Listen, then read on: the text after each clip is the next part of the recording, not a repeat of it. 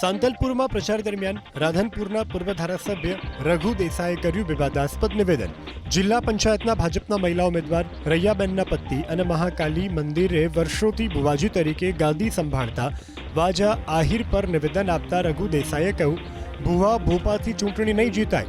ભગવાને એમને મોટી ગાદી આપી છે, ત્યાં બેસીને આશીર્વાદ અપાય.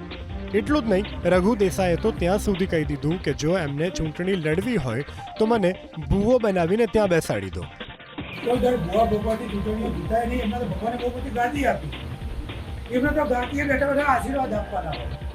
જો એમને ચૂંટણી લડવી હોય તો મને ભોપો બનાવી જો ગયા હોય હું બાધા મને આપણે બાધા કંદોળા નાખી તો અમારે એ કરવાનું, તમારે આ કરવાનું. એટલે આવા લોકોથી સાચવીને જો ધર્મની આડમાં અને ભગવાનના માતાજીના આડમાં જે લોકોને છેતરતા હોય એ લોકો પોતે આપણું કલ્યાણ કરી શકે નહીં. અને એમને કોઈ રાજકીય વિરોધીને હારી અરજી લગતા પણ આ વસ્તુ ના હોય.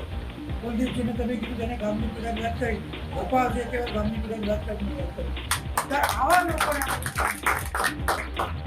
આવા લોકોને આપણે આગળ મોકલવાના. એટલું જ નહીં, રઘુ દેસાઈએ તો સંતો મહંતો ભુવાઓને 10% અનામત આપવાની પણ માંગ કરી.